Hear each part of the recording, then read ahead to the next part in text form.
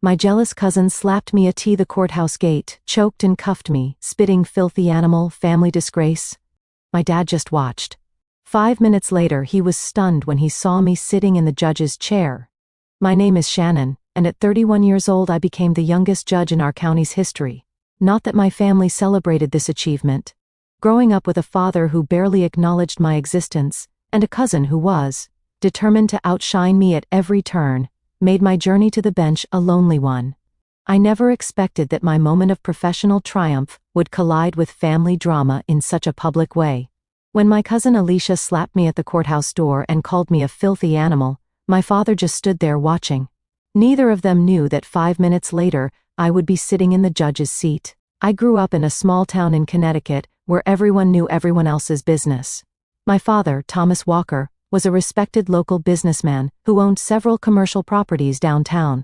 People in town saw him as successful, generous with community causes and well-connected. What they didn't see was how emotionally distant he was at home, especially with me. My mother Elizabeth was the buffer between us, always trying to bridge the gap between my father's cold expectations and my desperate need for his approval. She was my champion, the one who attended my school events and celebrated my academic achievements. But when I was 12, she died after a brief battle with cancer, and everything changed. The house that once felt somewhat warm became a frozen mausoleum of unspoken words and missed connections. With my mother gone, the contrast between how my father treated me and my cousin Alicia became impossible to ignore. Alicia was my Aunt Patricia's daughter. They lived just 3 blocks away, and Alicia was at our house constantly. She was only 2 years older than me, but somehow she had secured a special place in my father's heart that I could never reach. Shannon, why can't you be more like your cousin became the soundtrack of my teenage years.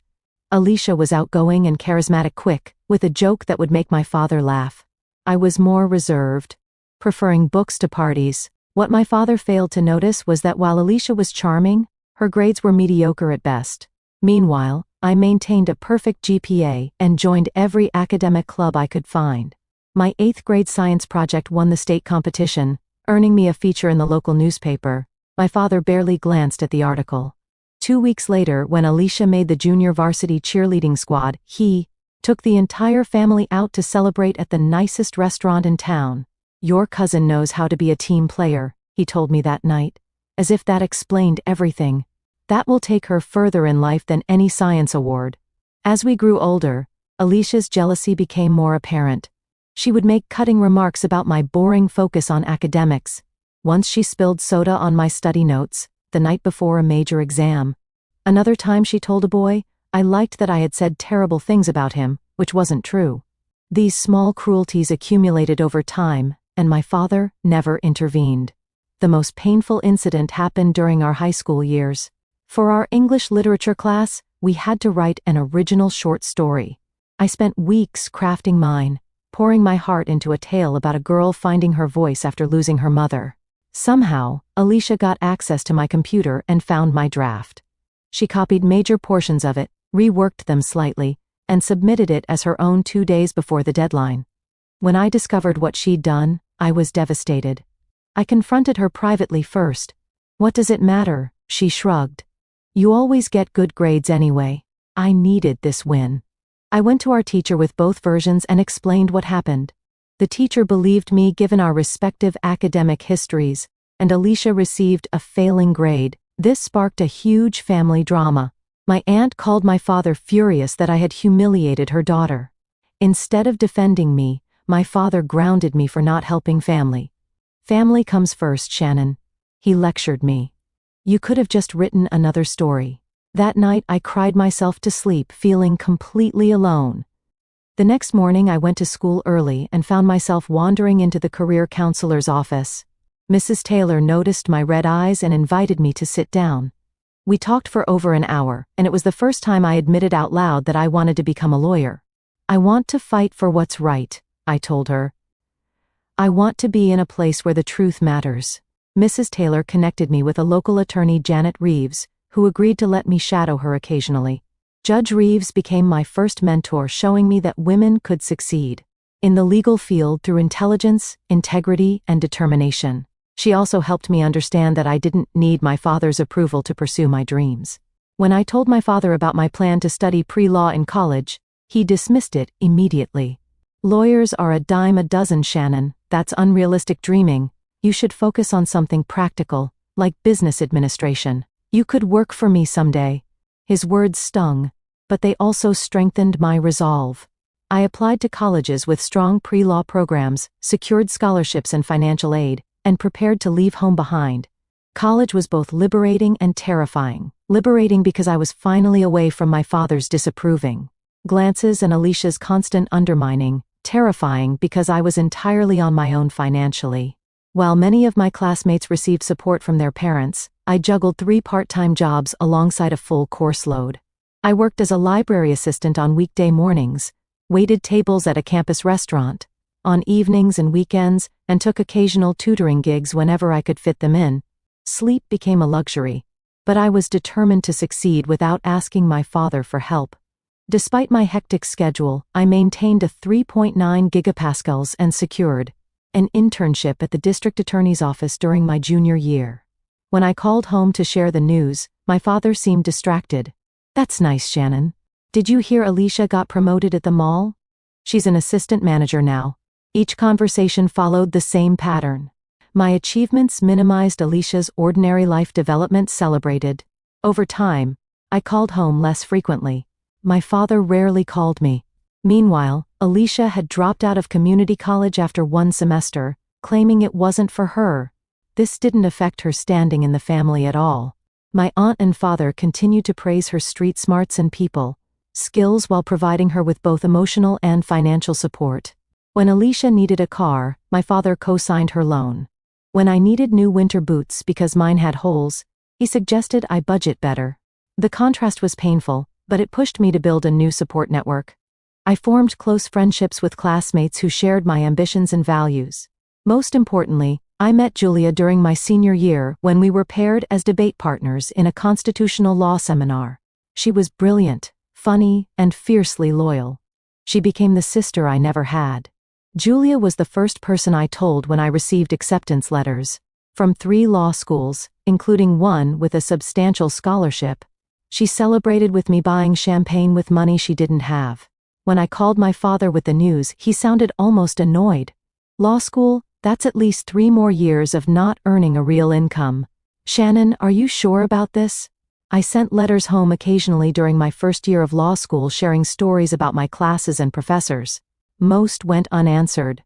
The few replies I received were brief and impersonal, often including updates about Alicia that I hadn't asked for. During winter break of my second year, I decided to go home for Christmas. Hoping that time and distance might have softened the family dynamics, Julia urged caution. "Don't expect too much," she warned. "People don't change overnight." She was right. The holiday gathering at my aunt's house was a disaster. Alicia, now 25 and working as a salon receptionist, dominated the conversation with exaggerated stories about celebrity clients. When relatives asked about my studies, Alicia quickly interjected with a dramatic tale about a customer who had supposedly left her a $100 tip. Later that evening, I overheard Alicia talking to our cousin William in the kitchen. "Shannon thinks she's so special with her fancy law school," she said. "But did you know she had to take out massive loans? She'll be in debt forever. Plus, I heard she's barely passing her classes." Neither statement was true. My scholarship covered most of my tuition, and I was in the top 10% of my class. When I confronted Alicia, she laughed it off as just a joke. But the damage was done. William looked at me differently for the rest of the night. The final straw came when my father pulled me aside before I left. "Alicia mentioned you've been struggling in school," he said. "You know there's no shame in coming home and taking a more practical path." I was stunned. "Dad, I'm not struggling. I'm excelling. Why would you believe her over even asking me?" He shrugged. "Alicia's always been straightforward. You tend to exaggerate your accomplishments." I left the house that night and checked into a hotel. The next morning, I drove back to campus 2 days earlier than planned. On the long drive, I made a decision that would shape the next phase of my life. I would create distance from the people who couldn't celebrate my success. I would build my own path, During my final year of law school, I focused entirely on my future. I joined the law review, participated in moot court competitions, and secured a prestigious clerkship for after graduation. When professors and colleagues began to recognize my potential as a rising legal talent, I didn't call home to share the news. The gap between my family and me had grown too wide to bridge with phone calls. I graduated with honors, and Julia was there cheering loudly as I walked across the stage. My father and Alicia were noticeably absent, despite having received invitations.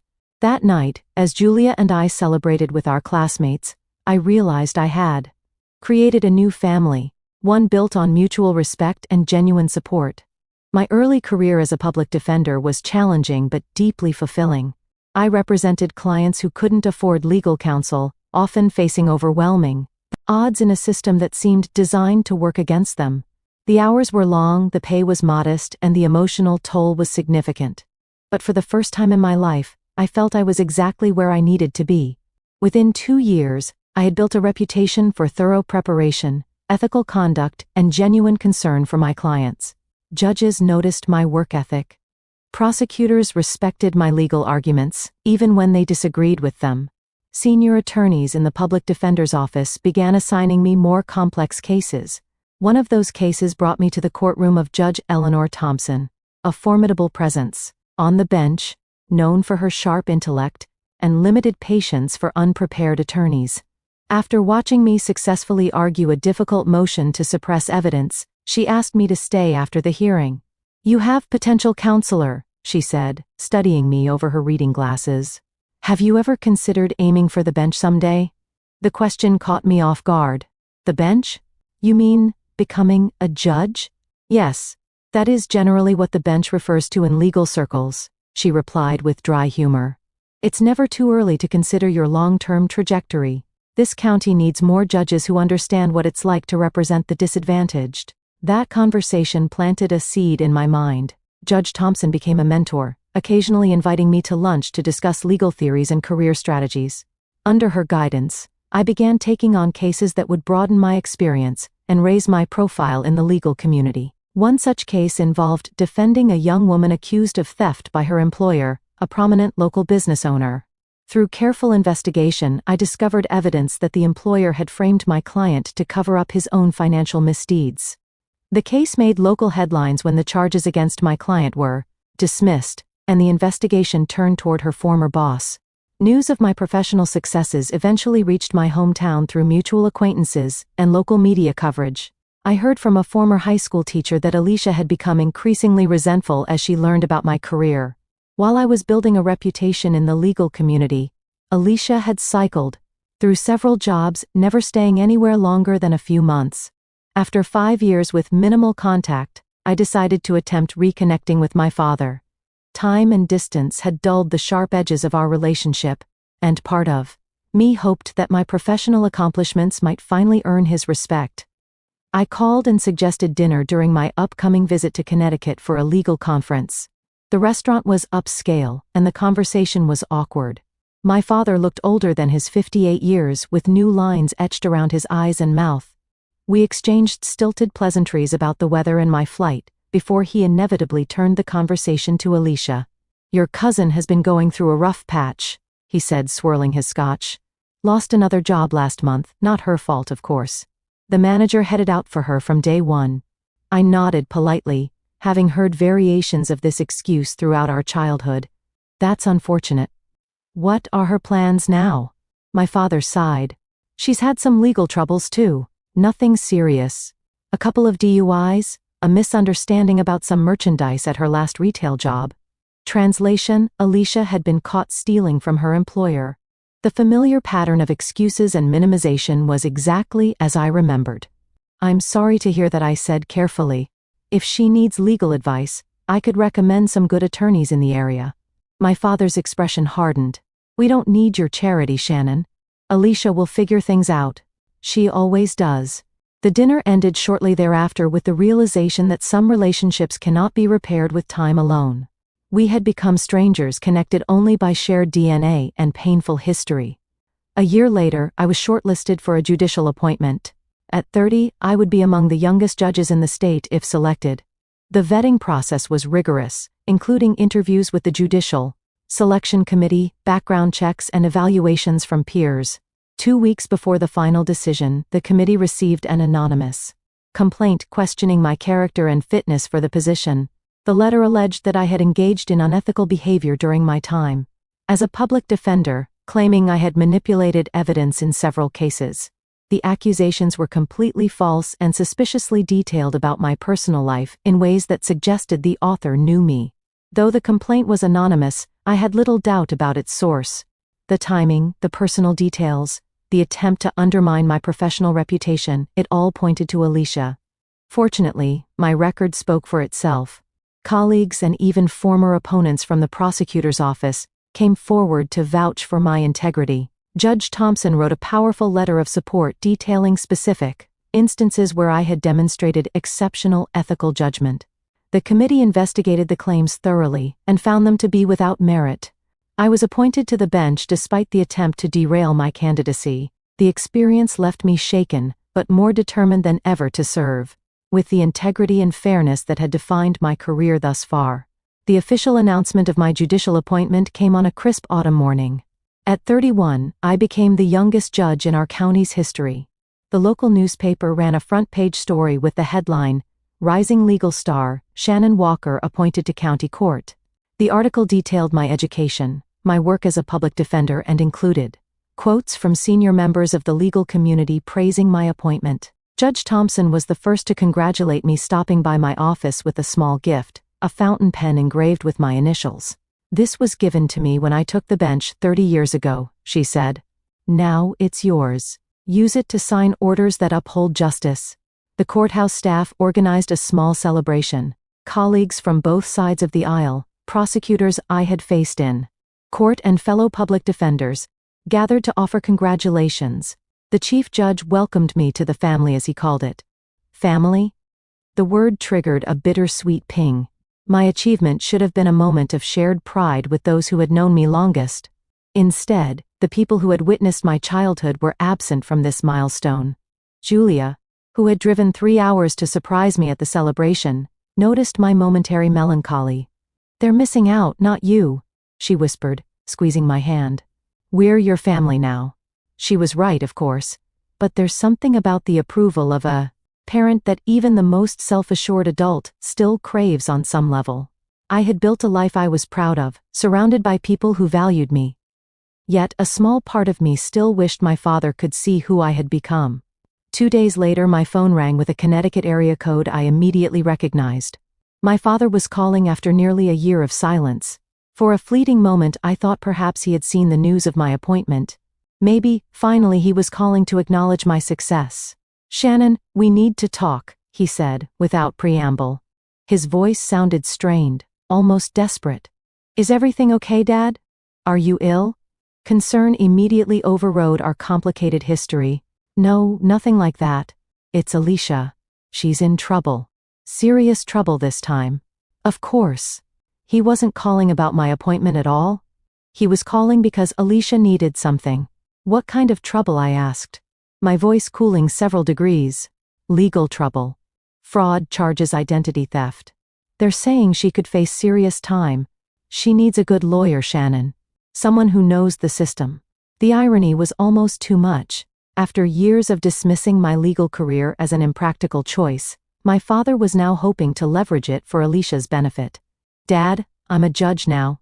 I can't represent Alicia or recommend specific attorneys for her case.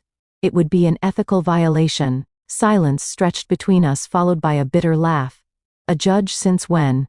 The question confirmed he hadn't even bothered to search my name online in years. He had no idea about my appointment, which had been covered by legal publications and local news. "Since last week," I replied evenly. "It was in the news." Another long pause.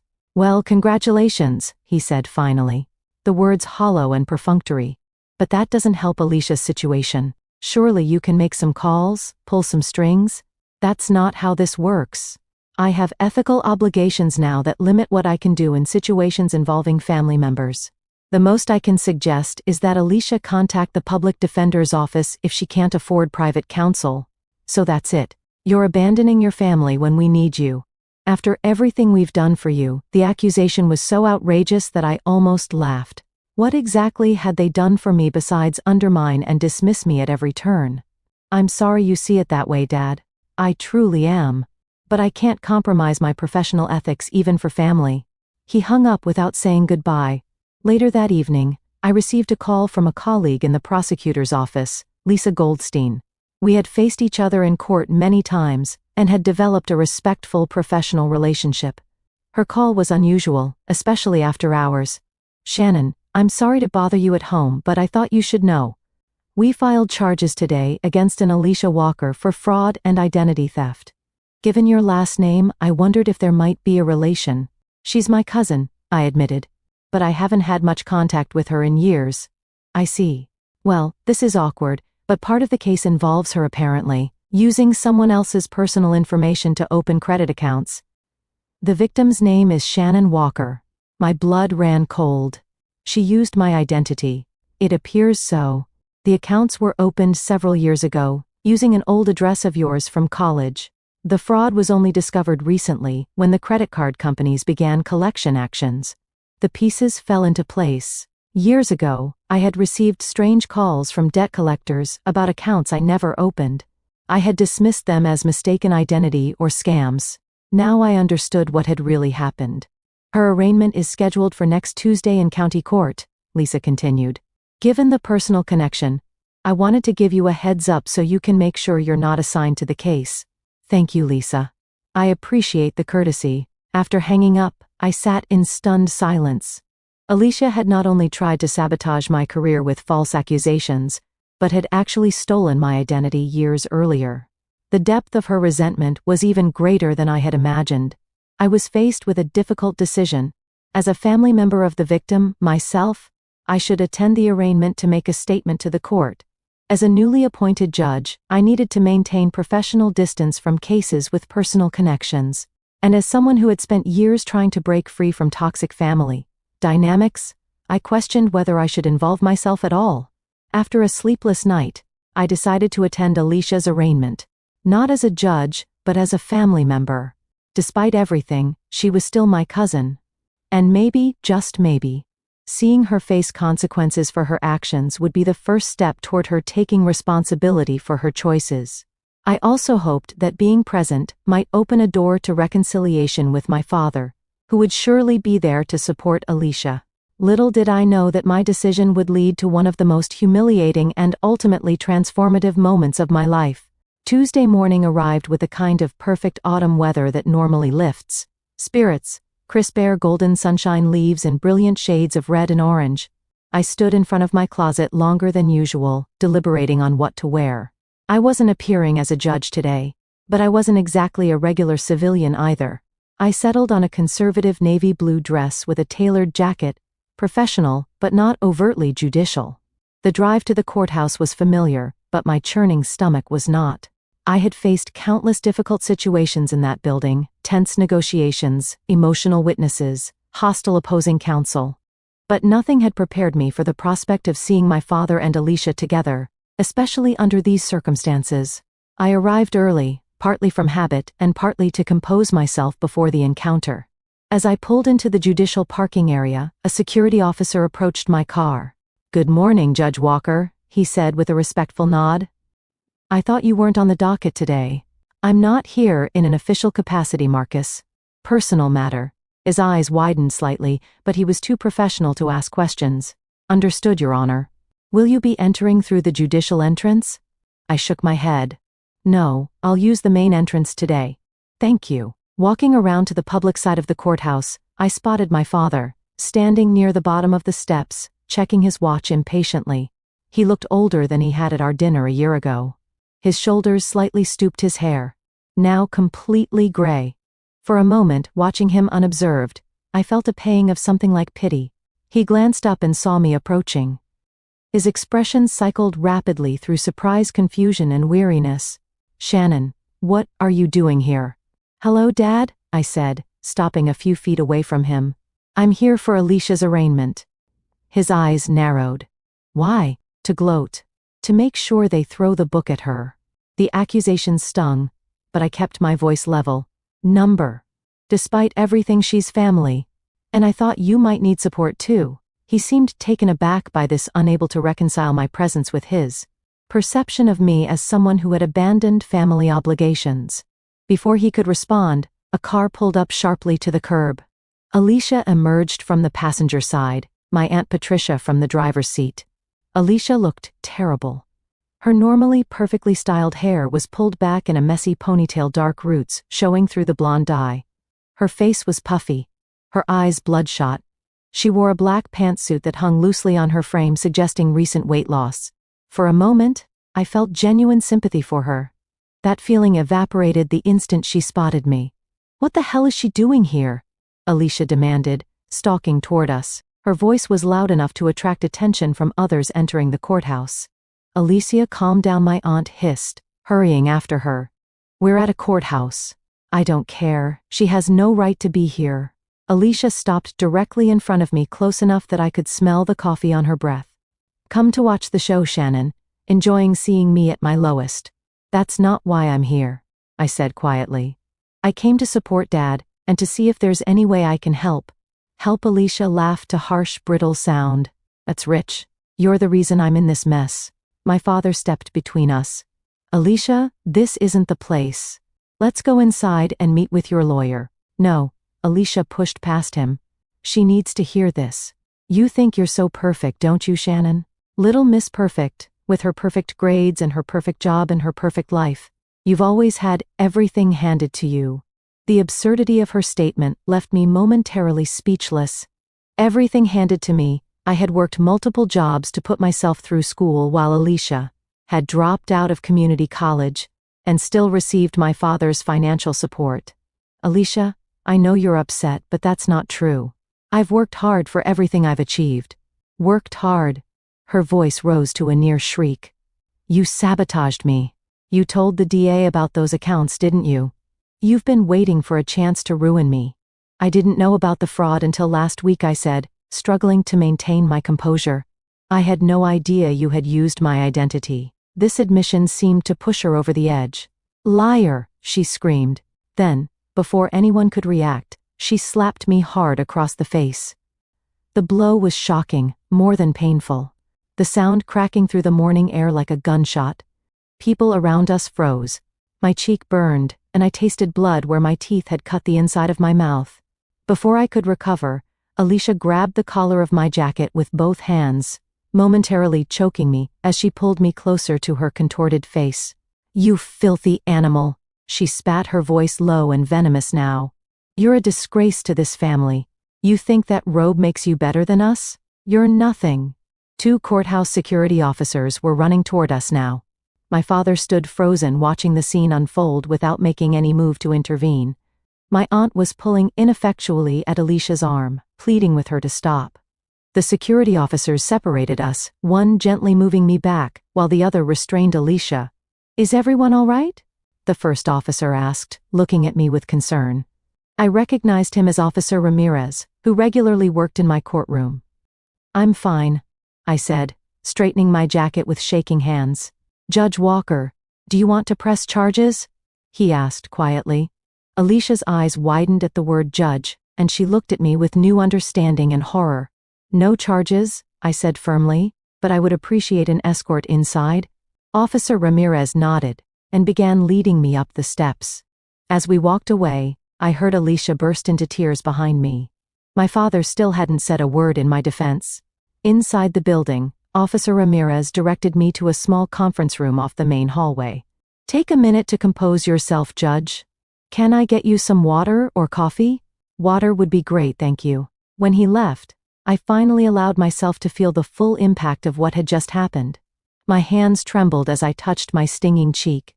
Tears welled in my eyes, not from physical pain, but from the public humiliation and the painful confirmation that my father would always choose Alicia over me, even when she was clearly in the wrong. I had harbored a small hope that attending today might lead to some form of reconciliation. Instead, it had only reinforced what I had known for years, but refused to fully accept there was no relationship to salvage. In the quiet of that conference room, surrounded by the trappings of the legal system I had dedicated my life to, I finally let go of the fantasy that my family would ever see me clearly or value me appropriately. The realization was both devastating and strangely liberating. I don't know how long I sat in that conference room trying to compose myself. The shock of the public confrontation had left me disoriented, my thoughts fragmented. I kept replaying the moment of Alicia's attack, the venom in her voice, when she called me a filthy animal, and most painfully, my father's silent complicity. A gentle knock interrupted my thoughts. Lisa Goldstein, the prosecutor I had spoken with about Alicia's case, poked her head in. "Shannon, are you okay? I heard there was an incident outside." I managed a weak smile. News travels fast. It's a courthouse. Gossip moves at the speed of light. She sat down across from me, her expression concerned. "Security reported what happened. Are you sure you don't want to file charges?" "I'm sure. It would only escalate the situation." Lisa nodded, then checked her watch with a frown. "Have you seen Kevin Morgan around? He's supposed to be handling arraignments in courtroom C today?" "No, I haven't seen him. Is there a problem?" She sighed. "Judge Reeves was rushed to the hospital this morning. Emergency gallbladder surgery. Kevin was supposed to cover her docket, but he's not answering his phone." A cold feeling settled in my stomach. "Alicia's arraignment is in courtroom C." "Yes, among about 20 other cases." Lisa ran a hand through her hair and frustration. "We're trying to find another judge who can step in, but everyone's booked solid today." Court clerk Barbara Lewis appeared at the door slightly breathless. "There you are, Lisa. We have a situation." She stopped abruptly when she saw me. "Oh, Judge Walker, thank goodness. We need your help." "My help." "Judge Reeves is out for emergency surgery. Judge Morgan is unreachable, and we have a full arraignment docket, starting in." She checked her watch. 15 minutes. "You're the only judge in the building who isn't currently in court." "Barbara?" I said carefully. "My cousin is on that docket. She's being arraigned for identity theft. Using my identity." Barbara's eyes widened. "Oh dear. That is a complication," Lisa interjected. "We could delay the whole docket, but that means 20 people either wait all day or have to come back tomorrow. Summer in custody." I thought quickly. Let me call Chief Judge Hernandez. This requires his guidance. Judge Hernandez picked up on the second ring. I explained the situation as concisely as possible, including the confrontation outside, the courthouse, and my obvious conflict of interest regarding Alicia's case. "I see the dilemma," he said after a moment. "Here's what we'll do. You can open court and handle the administrative aspects of starting the session. Explain that you have a conflict with one specific case, and will recuse yourself for that matter only. I'll send Judge Patel from my chambers to handle your cousin's arraignment specifically. He was working on opinions today, but can step in for one case." "Thank you, sir. That seems like the best solution given the circumstances. One more thing, Shannon," he added before hanging up. "Document everything about the incident outside. If your cousin made physical contact with you on courthouse grounds, that's a serious matter, regardless of your familial relationship." "Yes, sir." Barbara was waiting anxiously when I hung up. "Judge Hernandez says I should proceed with opening court and handle all cases except Alicia's.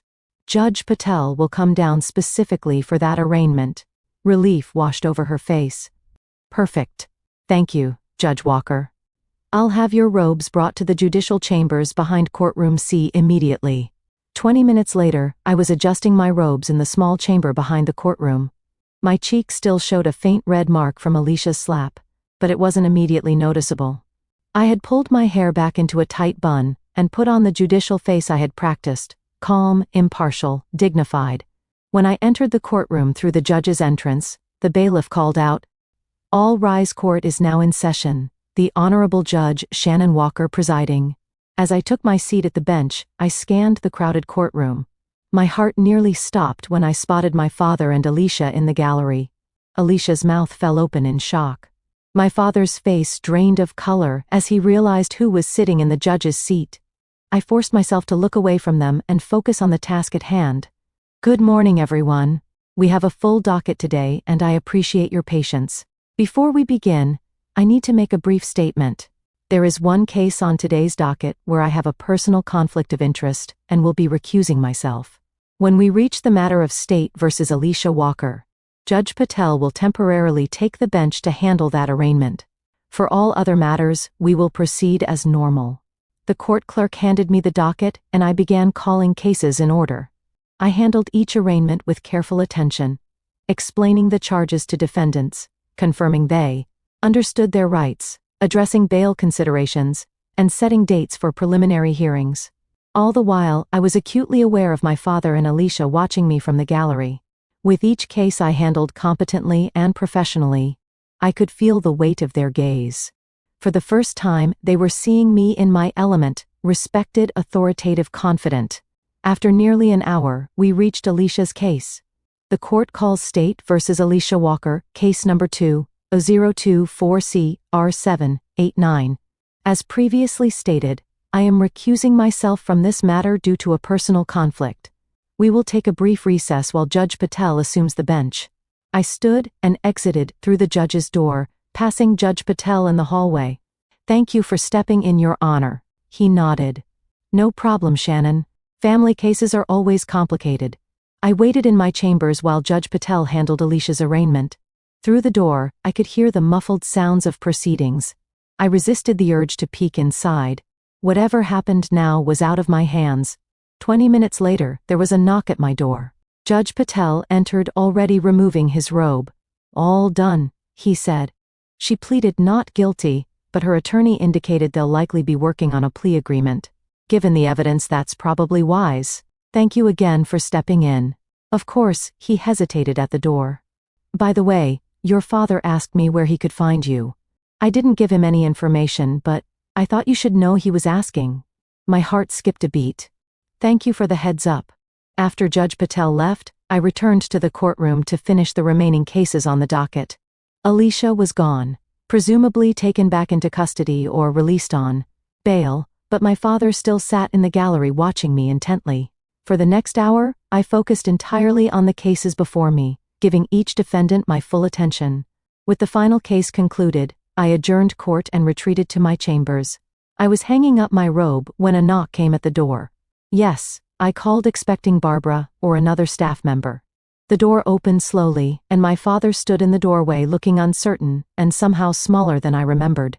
May I come in? He asked, his voice lacking its usual confidence. I nodded, motioning to the chair across from my desk. For a long moment, we sat in silence, the roles of our relationship suddenly and dramatically reversed. In this room, I was the authority figure. He was the visitor seeking audience. My father cleared his throat, so a judge. Yes, you never told me. I raised an eyebrow. I tried to, Dad. Many times over many years, you were always more interested in Alicia's latest job at the mall. He flinched at the accuracy of the statement. I saw you today. In court, you were impressive. Coming from him, it was perhaps the closest thing to praise I had ever received. I didn't know how to respond, so I simply said, thank you. Alicia was released on bail, he continued. Her lawyer seems to think she'll get a plea deal. Probation, restitution, community service. That sounds appropriate for a first offense, I said neutrally. Another long silence stretched between us. Finally, he said what he had clearly come to say. I'm sorry about what happened outside.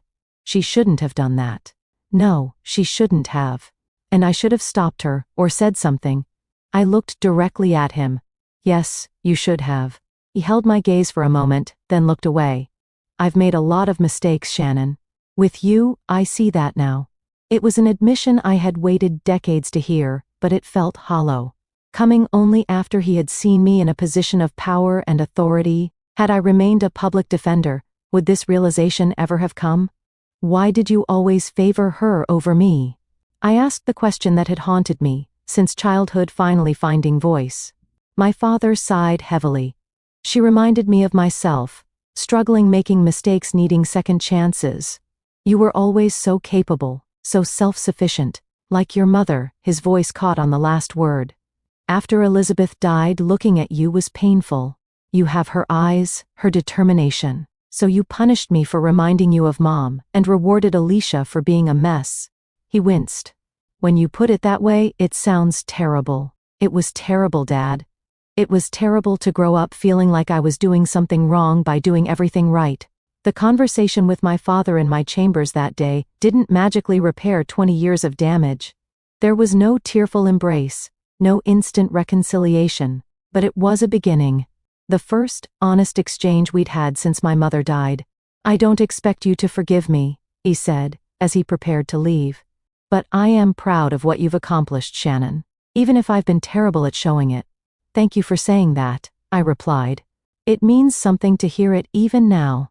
We agreed to meet for dinner the following month, a small step toward whatever our relationship might become. As he reached the door, he turned back. "Your mother would have been so proud of you. She always said you would do remarkable things." After he left, I sat alone in my chambers, letting tears fall freely for the first time that day. They were complicated tears. Grief for the relationship I had never had with my father, relief at the small breakthrough we'd just experienced, and a bittersweet pride in how far I had come despite everything. The weeks that followed brought significant developments. Alicia accepted a plea deal, agreeing to full restitution of the money she had fraudulently obtained using my identity, 2 years of probation, and community service. The prosecutor told me that during negotiations, Alicia had expressed genuine remorse, particularly about the courthouse incident. She asked if you would be willing to meet with her, Lisa told me over coffee. With her attorney present, of course, she wants to apologize in person.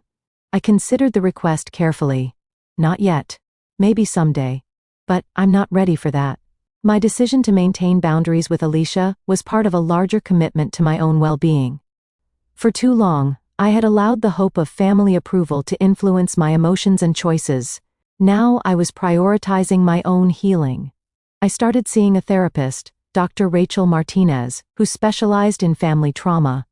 Our weekly sessions helped me process not only the recent dramatic events, but the long-standing patterns that had shaped my life.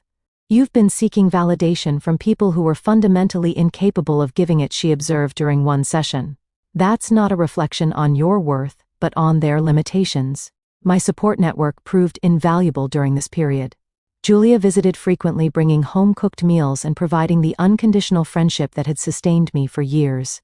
My colleagues on the bench checked in regularly, offering both professional guidance and personal support.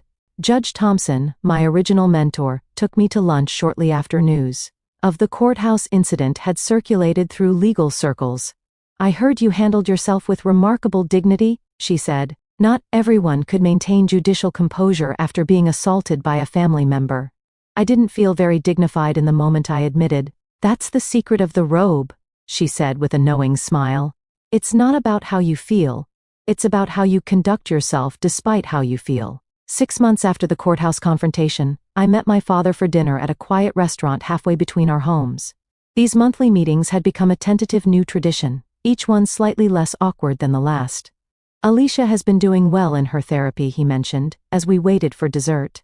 "She's holding down a job at the library, staying sober." "That's good to hear," I said sincerely. While I wasn't ready to reconnect with Alicia, I didn't wish her ill. "How are things with you?" "Better." He hesitated, then added, "I've been seeing someone, a grief counselor, should have done it 20 years ago after your mother died." This surprised me. My father had always dismissed therapy as paying strangers to listen to your problems. "What changed your mind?" I asked. "You," he said simply. "Seeing you that day in court, you were so composed, so strong even after everything that happened. It made me realize how much I've missed by holding on to the past. It wasn't a perfect relationship. Too much water under the bridge for that, but it was honest in a way it had never been before.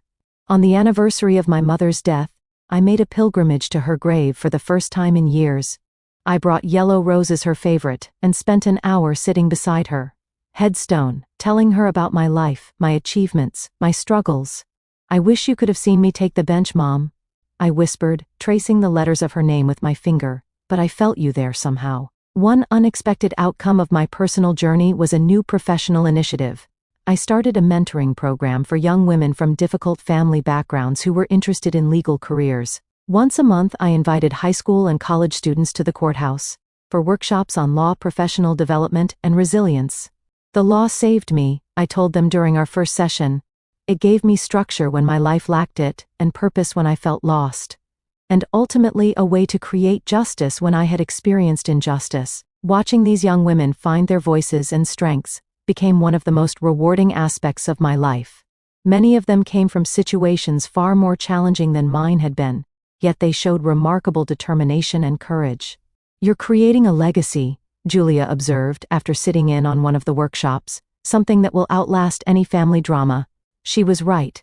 While I couldn't change my past, I could shape my future and potentially influence the futures of others. The cycle of dysfunction that had defined my family for generations had stopped with me. As I approach my 33rd birthday, I can look back on the past 2 years with a sense of hard-won peace. The young woman who once desperately sought her father's approval has been replaced by someone who understands that true validation comes from within. I recently added a single family photo to my office, not the staged portraits my father preferred, but a candid shot of my mother and me at the beach when I was about 9. We're both laughing, our hair wild from the wind, genuine joy captured in a fleeting moment. It reminds me daily of where I came from and how far I've traveled. The journey of healing is rarely linear. There are still days when old wounds feel fresh, when a casual comment or memory triggers the pain of rejection, but those moments no longer define me or dictate my responses. I've learned that forgiveness isn't about excusing harmful behavior. It's about freeing yourself from the burden of resentment. My cousin's attack at the courthouse door could have been just another painful chapter in our troubled family story. Instead, it became a turning point that ultimately led to greater understanding and peace. When she called me a filthy animal, and my father stood by watching, I thought it was my lowest moment. I couldn't have imagined that minutes later, sitting in the judge's seat, I would begin the process of reclaiming my narrative and redefining my worth. We don't get to choose our families or the wounds they inflict, but we do get to choose how we respond to those wounds, whether we let them define us or use them as catalysts for growth. In taking the judge's seat that day, I wasn't just fulfilling a professional role. I was taking the seat of judgment in my own life, deciding what would hold weight and what would be dismissed. Have you ever had a moment when someone's attempt to humiliate you unexpectedly revealed your own strength? Thank you for listening to my journey. Take care. Good luck.